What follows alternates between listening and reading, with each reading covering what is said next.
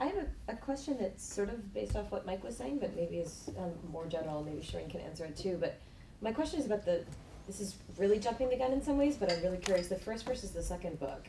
And part of that is because you did it the reverse of the way normal people, sorry. Most. The way it's usually done. You're weird.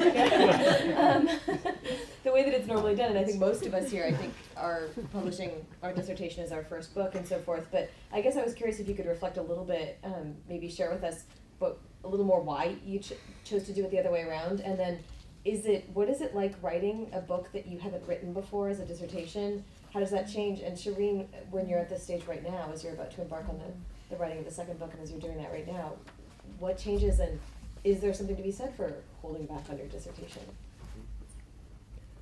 Well, it allows you to really start from scratch in terms of thinking about your audience, right?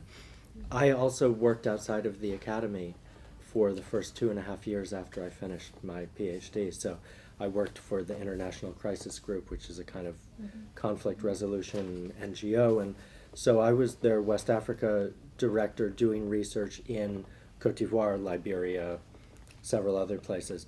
And that's largely the research on which this book is based. And so the publisher at Hearst, which is a kind of a hybrid publisher, it's kind of quasi-academic, quasi-trade. I mean, it's half and half. And so he was interested in a book on the conflict in Cote d'Ivoire, and I said I could write it for him. And, well, there's many a slip twixt the cup and the lip, but, you know, I came in late on a bunch of the earlier deadlines, and he was a bit late on some of the later deadlines, so the whole process, which began in 2005, culminated in 2011. But that was from zero, right? So 6 years is longer than it took you, but there was no text there. So, but it allowed me to really write to an audience that had nothing to do with my PhD committee didn't even read this until I sent them copies, you know, as a courtesy.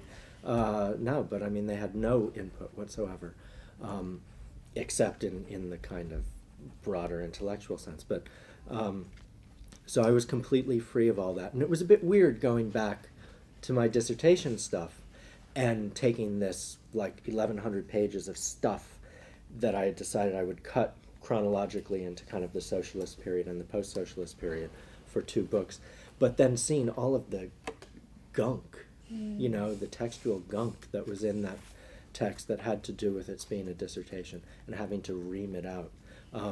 But it was in some ways easier to see what was gunk and what wasn't after having written this book, I think.